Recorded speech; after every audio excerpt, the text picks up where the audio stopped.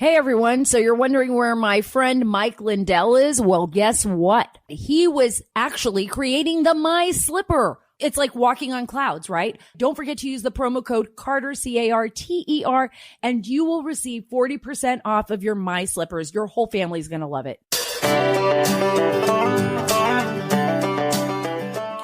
I just returned from California, Antelope Valley, where the Cartels have actually set up shop and have started illegal pot farms, basically these huge cannabis farms, illegal grows in Antelope Valley in the middle of a community that is now under siege by various cartels. It's the craziest, most incredible story. And I had it as an exclusive on Sean Hannity and here on the Sara Carter Show. That's what I'm going to be talking about. I'm also going to be talking about the crazy, crazy people birthing story issue. Women, have you heard about this? Men, have you heard about this? Apparently there are birthing people, I don't know, I don't understand. Like birthing people. We're not allowed to say women anymore, or women aren't the only ones giving birth. We'll talk about that crazy bit of information. Kind of woke up in the nonsensical world again soon, and how lawmakers are spending all their time debating that while basically cartels, including the Chinese cartel, Mexican cartels, Russian cartels, Armenian cartels, Laotian cartels, are setting up shop in California because obviously they've defunded the police so much. Nobody's even taking care of crime anymore. That's pretty interesting. We're also going to talk about all the great stuff that Twitter and Facebook are doing, how they're trying to protect you by censoring just about everything they think they need to censor on the conservative side, but yet Ayatollah Khomeini Jr. and Iran are free to wage jihad on Israel. That's fine. That's fine. Wage jihad, destroy Israel, destroy all the Jews. That's actually okay. But God help you if you want to read one of President Trump's tweets, because that could just turn the world upside down, right? Isn't it nice to have people babysitting you, fascist corporations? That's just a little bit about what we're going to talk about on the Sara Carter Show. And a real big shout out to all the law enforcement officials out there, to the Los Angeles County Sheriff's Department, to Texas Department of Public Safety, Lieutenant Oliveras. Thank you so much for all you do. Thank you, Sheriff Villanueva of California, Los Angeles County. I know what you're dealing with. You have so much on your plate. I just wanted to send that shout out to you before I go on and talk to you about one of the best organizations that sponsor this show that I know. If you're anything like the millions of other frustrated Americans looking for an alternative to that other senior organization and want to support an organization that actually takes responsibility and action, then join AMAC, the Association of Mature American Citizens. Guys, I love AMAC. It's the fastest growing conservative 50-plus organization in America. In just a few short years, over 2 million people have joined and now carry the AMAC membership card. Many of you are here with me. You are followers of the Sara Carter Show. You've downloaded it. You're supporting AMAC and supporting this podcast. AMAC offers the alternative to just about every other benefit that ARP offers, but without the liberal agenda. I stand with AMAC, and I hope that you will too. I encourage you to join AMAC today at amac.us/Carter. That's CARTER. That's AMAC.us/Carter. The benefits of membership are great, but the cause is even greater. Join amac.us/Carter today. Where do we start? Oh my gosh. Border policies. And these are Biden's border policies. And they are literally fueling a sprawling cartel-linked pot-growing operation inside California, inside the Antelope Valley, and by the way, also in San Bernardino County. Now, this is, for those of you who don't know the area very well, it's really interesting because the Los Angeles County is huge. It's huge. And to get to Antelope Valley, I mean, you go even past, right on the edge, Santa Clarita, which is absolutely beautiful. Absolutely beautiful. And Congressman Mike Garcia, this is his district, and it encompasses the Antelope Valley, which is stunning as well. But it's a very desert-like community. It is a desert. It is part of the eastern Antelope Valley area that encompasses part of the northern area of Los Angeles County. Many people who live in Antelope Valley actually don't even feel like they're part of LA County. I mean, they've been residents out there for a long time. It's very rural. I got to tell you, it's a kind of a neat feeling when you get out in the desert and you see all these beautiful Joshua trees, gorgeous red rocks, the rolling sand, rocky dunes with beautiful cactus. And I love the Joshua trees because in California, if you've never seen one up close and in person, they kind of almost look, they're not like saguaro cactuses, which are really cool too. And you can kind of like imagine them being people. But Joshua trees are the same way. They always look kind of like happy, like all their branches are kind of going up in every direction. They almost look like they have arms. So it almost looks like they're all dancing out in the desert. It's really fascinating. They're very old. They're very protected, environmentally protected. I mean, the EPA has all kinds of restrictions on, you cannot cut down a Joshua tree. You have to get all these permissions. There's a lot of animal life and plant life in these deserts that are protected, and water is scarce. Water is scarce. But believe it or not, there are communities out there, they've been there for a long time, that grow alfalfa and hay, other products. Onions used to be a big part of the Antelope Valley, something that agriculturally people would grow. Now there are very few farmers left in the Antelope Valley. Very few farmers, but it's still a rural area, and it's an area where a lot of people go. Some retire, some have been living there their whole lives. They have these beautiful homes. They love the sunsets. I've talked to a lot of residents out there. They love living that desert life, but now they are being invaded. The cartels are coming to their town. They have set up shop. They are their next door neighbors. They are threatening them.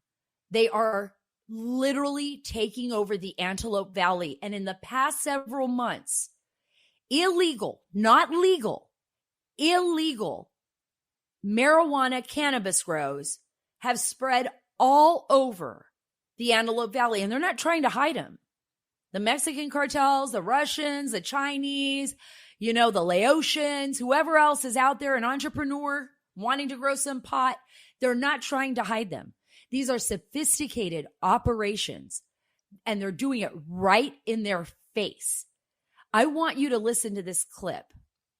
This was from my time up there in the valley. This was on Sean Hannity's show. I'm investigating this sprawling cartel-linked marijuana grow. I want you to hear what we were talking about while we were in a helicopter over the Antelope Valley, looking down. And as far as the eye could see, just these illegal grows with people in like Alfa Romeo cars and super nice SUVs and trucks loading up their illegal, marijuana to ship it. And I'll talk a little bit about that afterwards and how much money they're making. Directly off our nose is a large warehouse, kind of the 1130. Yeah, the inside of that is nearly 40,000 square feet. We're in 20,000 plus plants inside that alone as plants. And this one has already had a harvest out of it, and they've put plants in. You can actually see the plants in the ground underneath where the tents are up. You can see one, two, three, just a handful of plants. So that one's just been harvested. If you look out there at 2 o'clock, you see all those little light gray. Every one of those little light gray white specks is an illegal grow, right? Assuming there's weed in there, but they're not growing petunias or tomatoes, probably.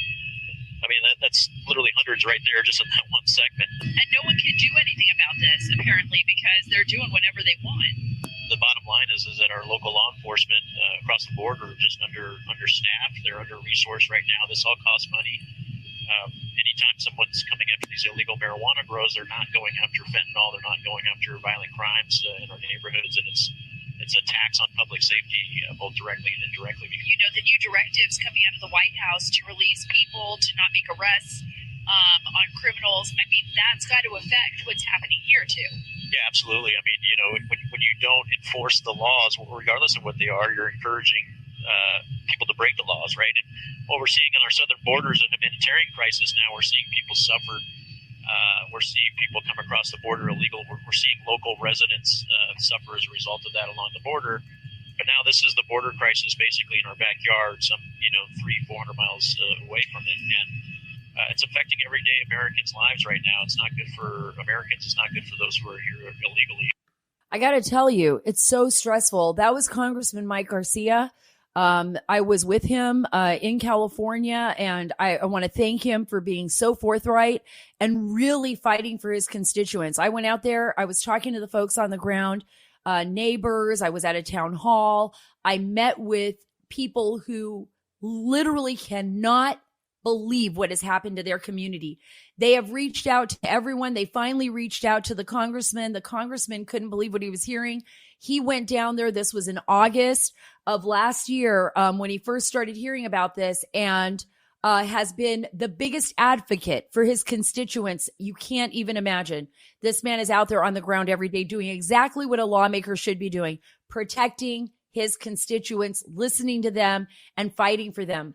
When I talked about Biden's failure at the Biden administration, President Biden's failure to actually enforce the laws, what I was talking about is this, and I don't know if all of you out there have seen this story, but in February, basically Immigration and Customs Enforcement, ICE, had to issue new guidelines to their agents, and it asked them to sharply curb arrests and deportations. This is what the problem has been. So not only do we have a lackadaisical border, a border that's wide open, porous border where people are literally coming across and saying, hi, border, you know where Border Patrol is? Because I'm here to turn myself in.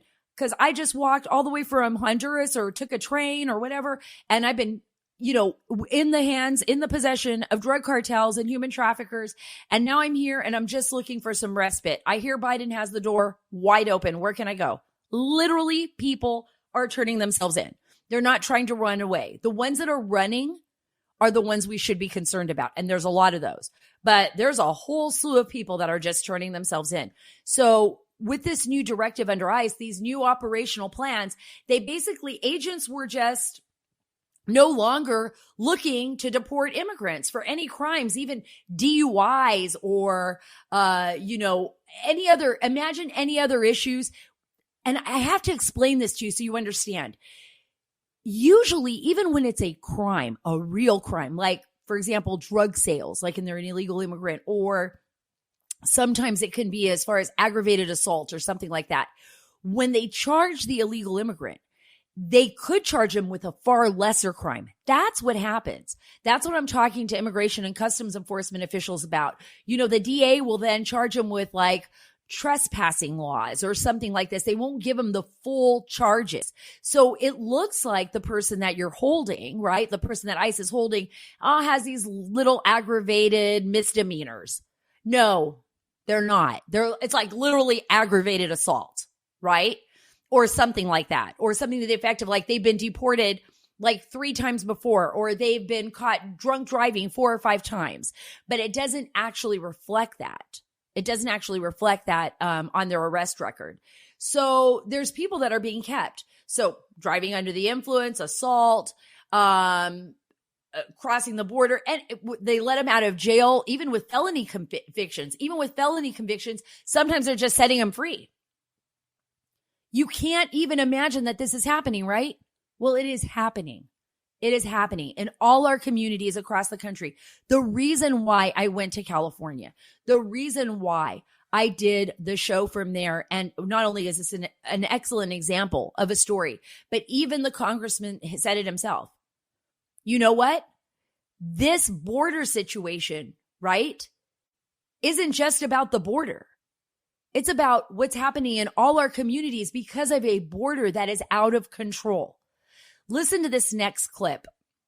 This is me talking to the residents in Antelope Valley. We only used one clip on Sean's great show last night on Fox News. We only used one clip. I wish we could have used all the clips because it's stunning how many people have been affected by this. Listen to here.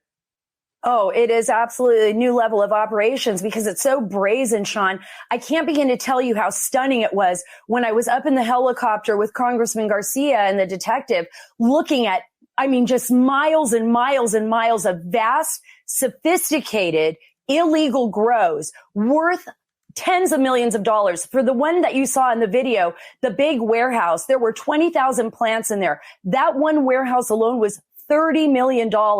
And as I've said, they've become extremely more brazen. They're not afraid of hiding it. They don't hide it because they don't feel that they'll ever be held accountable for it. And they continue to sell their product, not only across the United States, but according to law enforcement, they're moving millions of dollars, if not billions, overseas. And we don't even know where that's going. Let me give you an example. Residents in that area had said to me that they were threatened openly by some of the people that were working on the grows. And while I was there with Congressman Mike Garcia, people actually came out of the grows and started filming us, trying to intimidate us. In one instance, a car literally peeled back as fast as they could when they saw our cameras and escaped and went back into the grows. Let these residents tell you what they're living through, Sean. It's unbelievable. There are people out here that are connected to the drug cartels in Mexico. That's got to be pretty intimidating. Well, that's what makes me uncomfortable about it, is because I know that they don't have any regard for human life, and if anybody gets in their way, they wouldn't think twice, about knocking you off. I just don't think that they would even think twice about it. She's absolutely right. And the reason why we filmed these two residents, almost every single resident I spoke with, in silhouette and without basically showing their faces, is because they're terrified that standing up to these cartels now and making this so public is going to endanger their lives. And that's something that we have to think about. That's something that everybody is thinking about when they're dealing with people like this, people that basically have no moral line. And on these grows are a number of people. In fact, over 95% of the people that work on those grows are illegal, and a number of them are in servitude. That's what the detective told me. So it's not like, when you think about this, when you think about the border, when you think about the people that are coming over, when you think about, oh my gosh, you want to be the best person you can be. You want to open up America. You want to bring me your poor, your hungry, your huddled masses. When you think about that and the Statue of Liberty, that is not the way to do it. Perpetuating the evil of the human traffickers and the drug cartels, like the left, like the Biden administration is allowing to happen, is not the way to do it. These people are being taken advantage of. They are used by the drug cartels. They are used as pawns by political players. They are used. And some of them lose their lives. In fact, in the area of the Antelope Valley where I was at, and in just that area, and the reason I keep stressing that is because San Bernardino apparently even has more grows than what I saw in Antelope Valley. And that's just got to be insane. I can't wait to cover that area. 7 people, though, that they know of so far, law enforcement officials told me, have lost their lives, have been killed in that area since all these grows came in. In one case, for instance, there was a man who was basically working as a slave on one of these marijuana grows. Now, mind you, this is in America, not in Mexico, not in, some third world country, in the United States of America. And he was killed because he called his wife to let her know that he had arrived safely to this grow facility. And because he did not have permission to call out, apparently they took that as pretty serious and they killed him, because this is $1 billion industry. Let me put it to you this way. One of the main warehouses that we saw actually, or greenhouses, could actually house about 20,000 marijuana plants. I think that's what they produced that year. And the detective told me that those 20,000 plants that were produced and harvested totaled about $30 million on the market, on the open market. So $30 million. Think about that. That was just one of those facilities. There are about 1,000 there that we know of. Other gangs are gutting out houses. In fact, they're purchasing homes. Real estate in the area is soaring because what the cartels will do is if they want an area, or the gangs, they want a particular home. Maybe it's got a barn in the back. Maybe it's a big enough house. They may see the home for sale for $350,000. They'll actually offer $500,000, $550,000 to buy the house. And now all of a sudden you have illegal marijuana grow in your neighborhood. At night, people are coming in and working. Some of them are carrying weapons, and they're harvesting the marijuana inside the house that they gutted. Can you imagine that? Can you imagine what is happening? So I was talking to Congressman Mike Garcia. I'm going to give you kind of a timeline on this, just a quick one. But it was actually September 2020 when the congressman started to receive all of these calls from people in the Eastern Valley. They were basically saying that there were illegal marijuana grows that started appearing that year in their area. Property crimes rose. There were attacks by vicious dogs guarding the grows on the residents there. So, they have guard dogs, and they also have men with weapons. We saw people on the grows. I didn't see any weapons. We were actually intimidated, though, by a few of them who came right out of the grows. As I was interviewing the congressman, pulled up right alongside us and put a cell phone camera in my face and put it in our face to say, hey, we're filming you. And I was like, yeah, I'm filming you too. So, goes both ways, right? And I'm not the criminal. But that's what they did to try to threaten us. And, they didn't know who we were. They didn't know maybe they suspected it was a story about them. So anyways, the congressman started receiving all these reports of individuals at the grows with automatic weapons, verbally threatening local residents when they tried to get near them. In fact, one resident that was in an verbal altercation with some of these illegal growers or these cartel guys, actually was targeted by these cartels, and his house was literally shot up. So for 20 minutes, one of those cartel guys just stood there and just started unloading his weapon. I mean, this is like the Wild West, right? It's like the Wild West. So then it comes October 2020. The congressman meets with these residents in this area of Llano. He's discussing the illegal grows. While he's at this meeting, one of the growers literally shows up and sits in the front row and stares him down, trying to threaten him. Again, guys, not Mexico. Again, this is not Colombia. This is Antelope Valley, California. How does this happen? Residents also report that the growers are loading up their harvested crop during the night just to hide their activities. They're not hiding the fact that they're there. They're just trying to load them up in the trucks because, they're moving these trucks across the interstate to sell or to get them on shipments. Oh, by the way, even more interesting, several months ago, basically a runway shows up in the middle of the mountain desert in between Antelope Valley and San Bernardino, far from all the residents, but out of nowhere, a runway for airplanes, for aircraft. A lit up runway shows up right there. No joke. No joke. And guess what? Nobody can do anything. Nobody's done anything, hardly anything. Because what? California has basically gutted law enforcement. LA County Sheriff Alex Villanueva, who I was speaking with when I was there, was like, look, $145 million defunded. We're trying to get people out there. He's not going to let this happen. In fact, he promised me that they have a solution and it's coming real soon. A lot of people are going to be very mad. A lot of people are going to be very happy too. The people that live in those communities are going to be very happy. And the sheriff sent that warning. But the sheriff's department was aware of the grows, and they've made some effort to try to stem the activity, but they just didn't have the resources, like he said.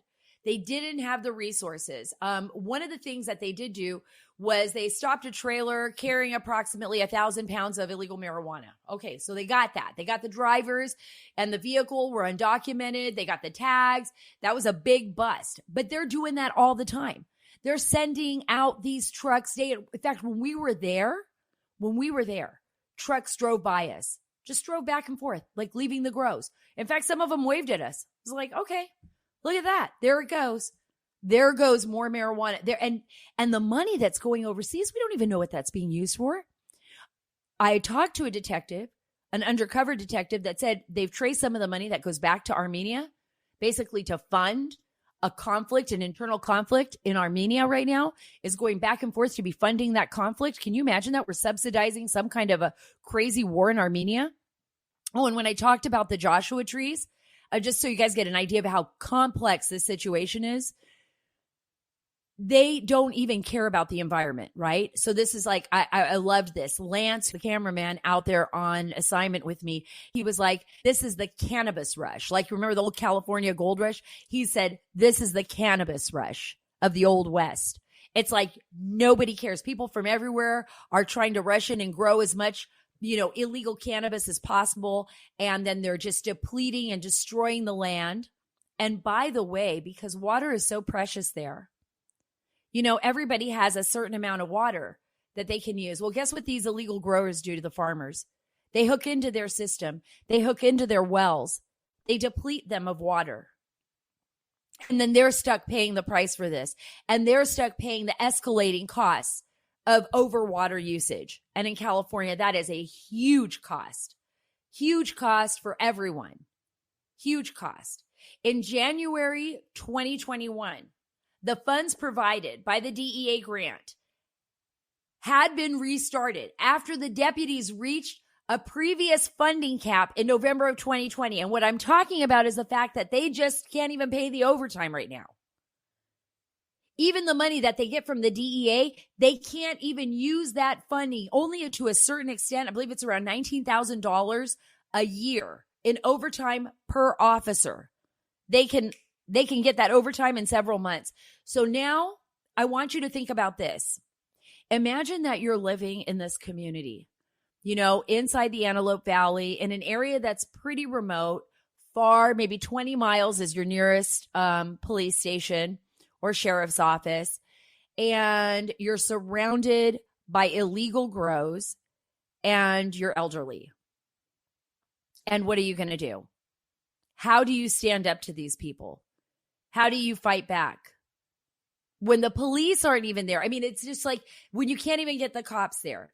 So the reason I covered this story is because I want to warn all of you. This is not what I'm talking about here, is about the border being in our country, about how we are all affected by what happens at that border. It's not just a McAllen, Texas problem. It is not just a Yuma, Arizona problem. It is not just a, Juarez, El Paso problem. What is happening at that border, that crisis at the border, and don't let the Biden administration deny you this. What is happening at that border is all of our problems. It is the reason why, and I talked about this before. I know I've talked to you about the opioid crisis. I've talked to you about the fentanyl crisis. And I saw what bad laws, bad lawmakers, terribly broken system in California. I'm not talking about Mexico. I'm talking about California does to a community, does to a society. Right? Our lawmakers' hands are tied behind their backs. Our children are dying of drug overdoses. 90,000 drug overdoses last year. You want to talk about a tragedy? Think about that.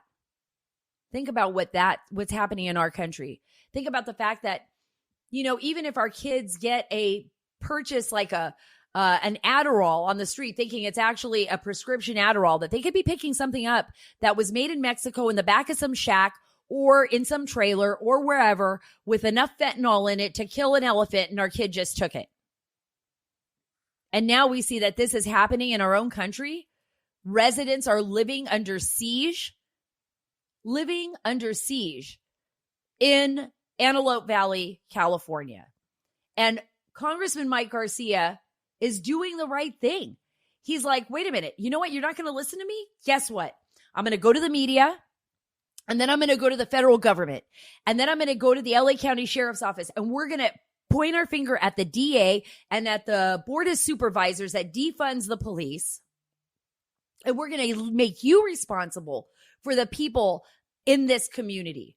And if anyone loses their life, and if people lose their property, I mean, you're going to be responsible for it. So what are you going to do about it? That's what he's doing right now. He's holding everyone accountable, even himself, and saying, look, we are going to do everything we can to help our community and to help the people. And this is a multi-pronged problem because, like I said, not only are the people suffering in Antelope Valley and the farmers, but what about all of the people that have been trafficked into the United States? I want you to listen to Nancy Pelosi, House Speaker, leftist Pelosi, because she has, well, you know what? She doesn't even believe in anything. She believes wherever the power takes her. She is only where the power is. If AOC and the rest of the squad threaten her, she just caves right into them, right? But I want you to hear Nancy Pelosi's discussion on how great Biden's border policy is. The fact is that we're on a good path at the border under leadership of President Biden. We're on a good path at the border. Do they expect us to believe this? I mean, really? We have common sense. House Speaker Nancy Pelosi, guess what? No matter what you say, no matter how many times you say that lie, it doesn't work because it's a lie. You need to listen to the people that live in the communities across the United States, by the way. First, why don't you and Vice President Harris take a trip down to the border and actually talk to the people along the border? Then I want you to go to Antelope Valley. By the way, that's California. That's your state, House Speaker Pelosi. How come people, Americans, have to live under the threat of cartels? How come cartels and gangs from Russia and gangs from Armenia and gangs from China, and God only knows what this money, how it's being laundered, where it's going overseas, the kind of poison that they're putting out in our country, because none of this is regulated. It's not like somebody grew some pot in their bathtub and they're just smoking it themselves. This stuff is in the middle of the desert in these ginormous greenhouses. They're expediting the growth of these marijuana plants so that way they can turn them really quick. They're not giving a 4-month cycle. They're at a 2-month cycle. 2-month cycle, because that way they can get them in, get them out. And they're using pesticides and everything. So this is not a legal grow. These are illegal, and this money is being used for nefarious purposes. So first, I suggest you and Kamala Harris, who Biden somehow put in charge of a border she's never been to, go to the border, then go to Antelope Valley. Then why don't you take a trip down to Ohio and some of the other states and talk to moms and dads whose children have been found dead at home? Because basically they, either for the first time took some Adderall from a friend and didn't know it was laced with fentanyl. By the way, irregular warfare, folks. Chinese love to pile the fentanyl into our country. And now the Mexicans are doing it too because they wanted to get in on the business. So they're making it there in Mexico. So why don't you and Kamala Harris, and invite the squad if you want, AOC, Rashida Tlaib. AOC had a lot of crocodile tears when she was at the border when Trump was president. Invite them all and go sit down with some parents whose children have been murdered by the drug cartels. The same people that you're allowing to make billions of dollars by Biden's horrible border policy. Horrible. Not even horrible, disgusting, inhuman. I don't even know if there's a word for this. You don't care. You can't. If you know the truth, how can you say you care about American citizens and our national security? Or how can you say you even care about the people being trafficked into the United States? And I'm talking to you, Nancy Pelosi, because I know all of you out there have common sense. Americans see right through this. At least most Americans do. Most Americans understand. This mess at the border right now is Biden's broken border. He owns it. It's his. It's his to own. The buck is going to stop at his desk. And the fact that he tried to blame President Trump on this is laughable. President Trump is not perfect. But the fact that he tries to blame this on President Trump is laughable, because under President Trump, this was not happening.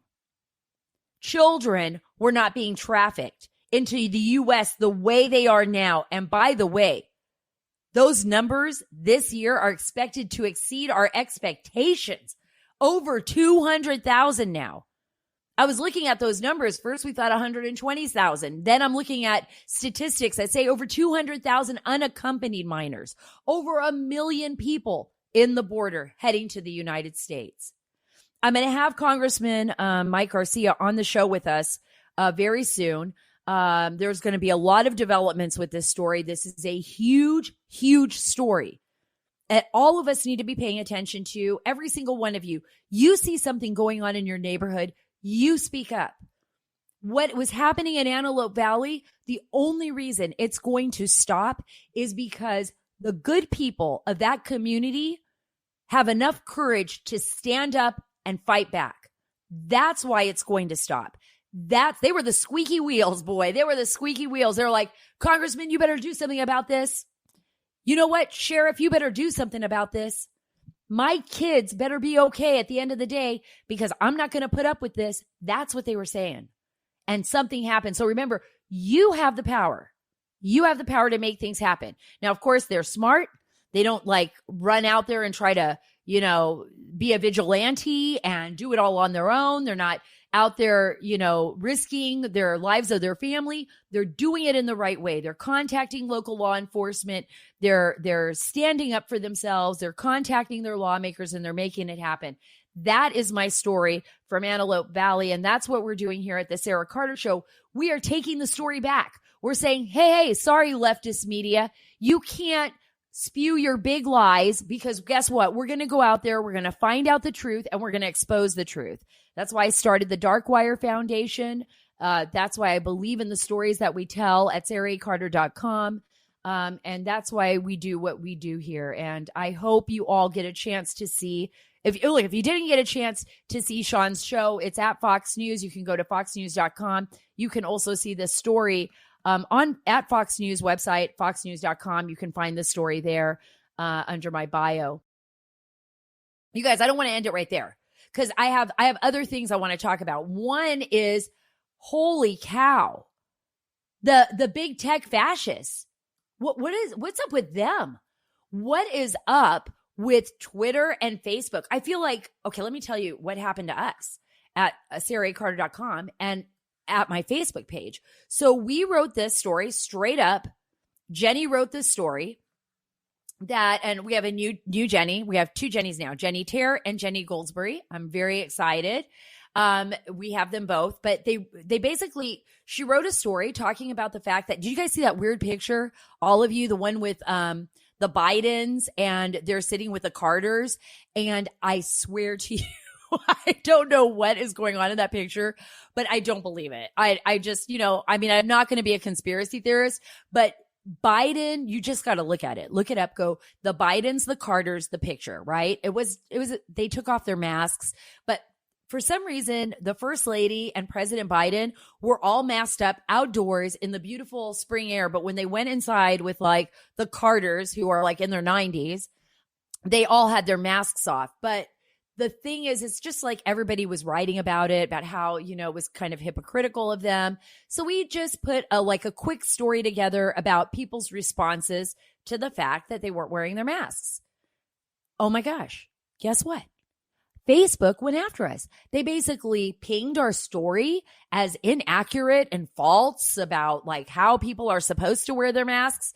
And nobody even addressed like the weirdness of the picture altogether. I personally thought it was a fake picture because, Biden's kind of frail now. So he looks huge in this picture, right? He looks like a mammoth. And First Lady Carter, she's like so tiny. She looks like she's sitting in a little tiny chair, and she's a little tiny doll. And Jimmy Carter, President Jimmy Carter is in a little chair, like a little, and Jill Biden looks huge. Everybody, I mean, it's just the craziest picture. And somebody was trying to say that it was like the lens, that because the lens was so wide that all of a sudden we're supposed to be like, oh yeah, okay. Yeah, the wide lens. I have never had that happen in a picture. I never looked like a giant in the picture. And I don't know, I'm like right now I'm looking at my video screen and I've been talking a lot and using my hands a lot. And I don't think it's even set up quite right here. So for those of you on YouTube, you're just going to see me looking kind of weird. I don't know. It's like pointing down at me or something. But anyway, so I just look at the picture. Let me know what you think. You know, reach out to me on Twitter. If you're not shadow banned, you can, or if you can still see me there. I don't even know if people can still see me there, but you can find me on Twitter at Sara Carter DC, and you can write me there, or, you know, of course, always welcome all your comments on Facebook. I just think it's the weirdest thing that Facebook tried to get rid of that and that they punished us for that. So bizarre. That's not the only thing that's bizarre. Think about what Facebook and Twitter are doing. They actually have been basically slamming anybody and taking away anybody's right to freely speak by basically suspending them permanently for accounts that repost Trump's statements. So any of President Trump's statements from his blog, his new blog, which I'm looking up right now because I want to give you guys the actual website to it, President Trump blog. Let's see what he says. Because you know what? At the Sara Carter Show, we can talk. We can talk about what President Trump is doing. If I can even find the blog site right now, I'm going through everything. It's like they're trying to hide it on Google. I can't even look it up. It's like so crazy. CNET doesn't want me in. Okay, let's look at this. Twitter account sharing posts from Trump's new blog is already banned. I can't even believe this. They're just banning everybody.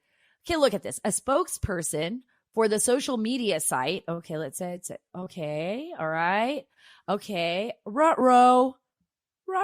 That's what it says. Ruh-roh 404 problem. So anytime I try to click on to President Trump's site from another site, from the desk of Donald J. Trump. Okay, here we go.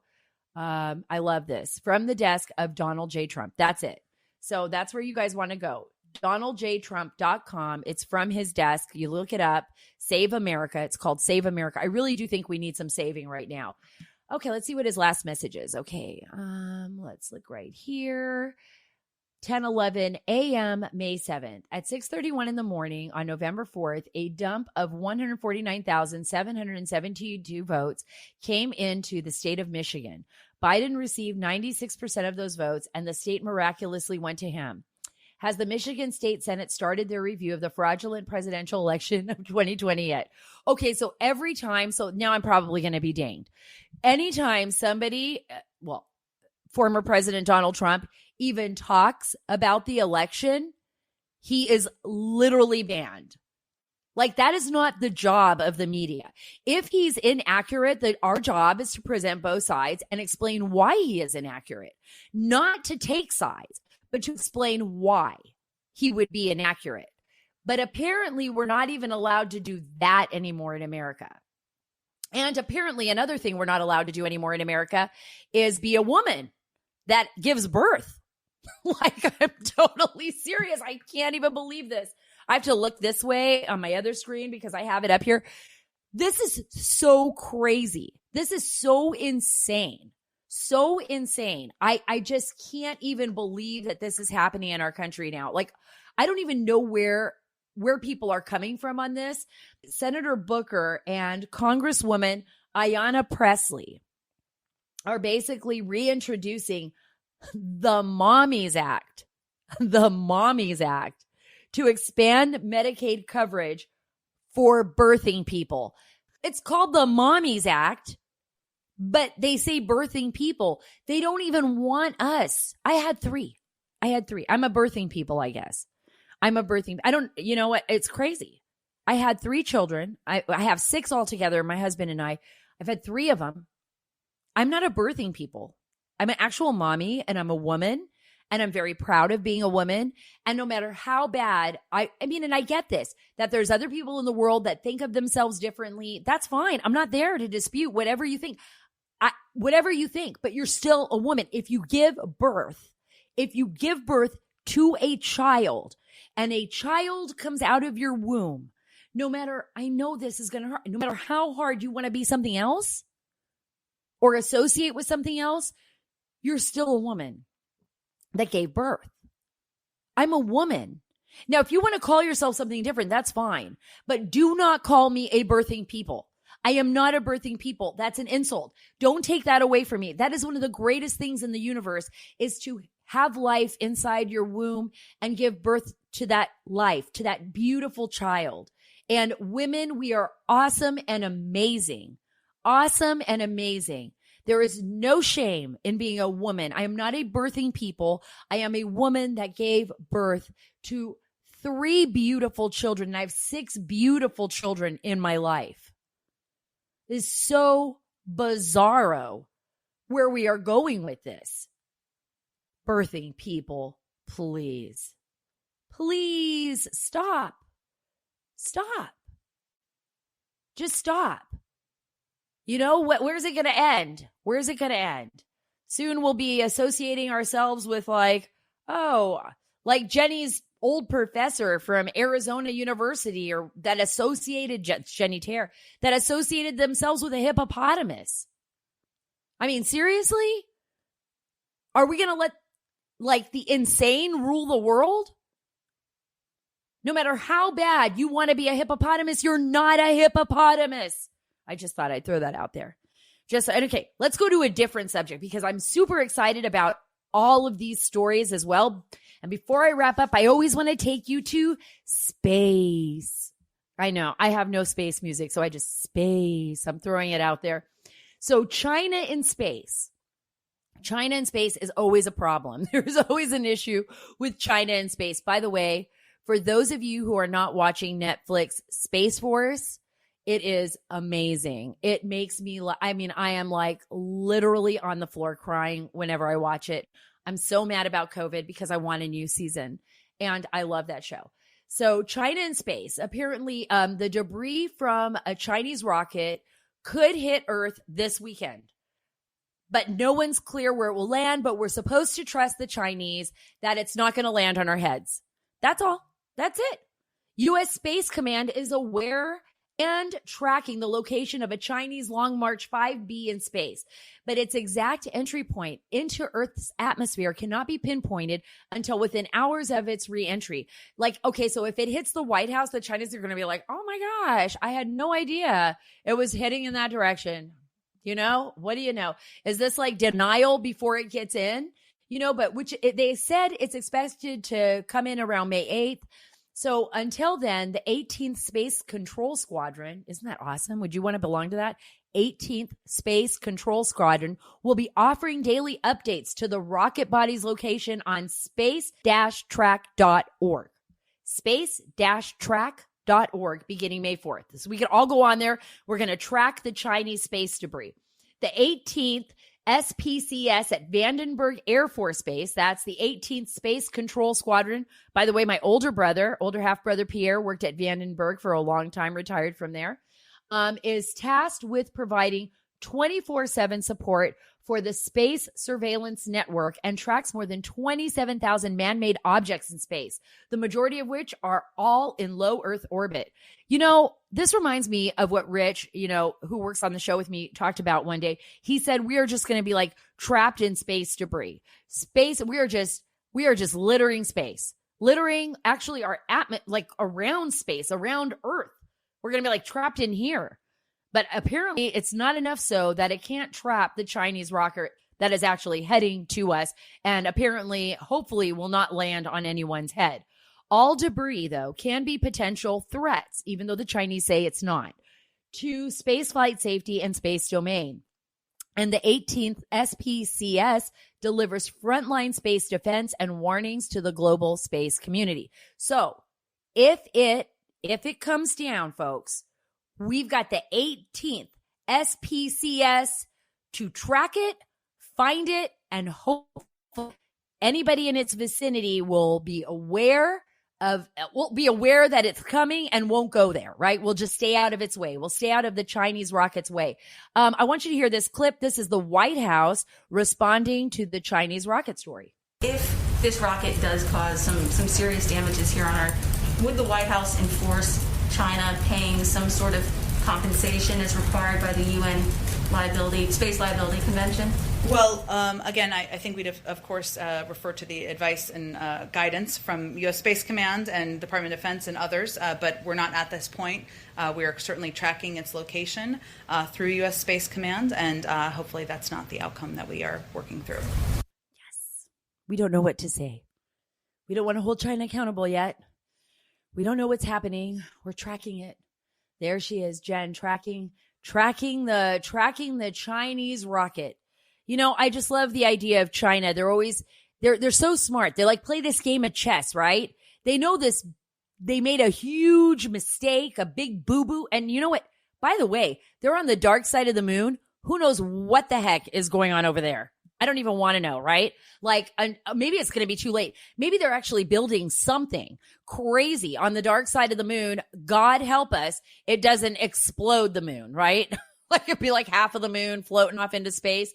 And the Chinese will be like, oh, well, okay, sorry. So sorry about that. You know, we've got to have some control over space. I don't know what it's going to take, but I do know that to get the latest on space, I've got to bring Luis Elizondo back on the show, right? I got to bring him back on the show. We want to hear everything that's happening. Remember all the developments with the unidentified aerial phenomena, those Tic Tacs, all the stuff that's going on with that, the developments at the Pentagon and, you know, the alien ships that we've been basically seeing. Nobody is admitting that this is a human technologies, but we have talked about it here on the Sara Carter Show over and over and over again. And I think that's it. I think I'm going to wrap it up. Thank you so much for being a part of this show today. Thank you for everything you do. Remember, you are what makes this show so great. I love reading all of your reviews and your comments. They're wonderful. I had a whole bunch sent to me by email from Rich last week, and I was just moved. And thank you for all your great reviews. Thank you for being a part of this show. Remember, here we are always going to find the latest news. We're always going to bring you the truth. That story from California was an exclusive. It's just for you. Remember, you can follow me at Sara Carter DC on Twitter. That's at Sara Carter DC on Twitter. And follow me on Rumble, on YouTube, and Spotify, Apple, The Sara Carter Show. Download it. Leave a review. Wherever you get your podcasts, I will always be here for you. Thank you again. God bless. We are taking the story back.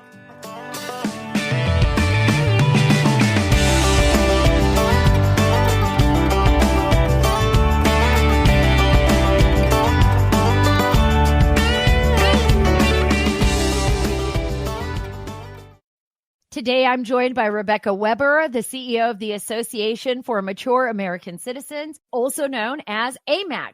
For the upcoming year, what are some of the biggest topics of advocacy for members?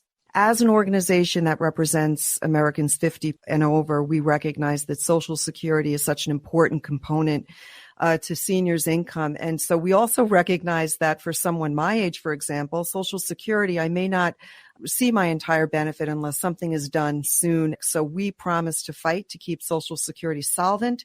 We've got what's called the AMAC Social Security Guarantee. Information is found on our website. We're also pushing for transparency in healthcare. We want to eliminate surprise billing.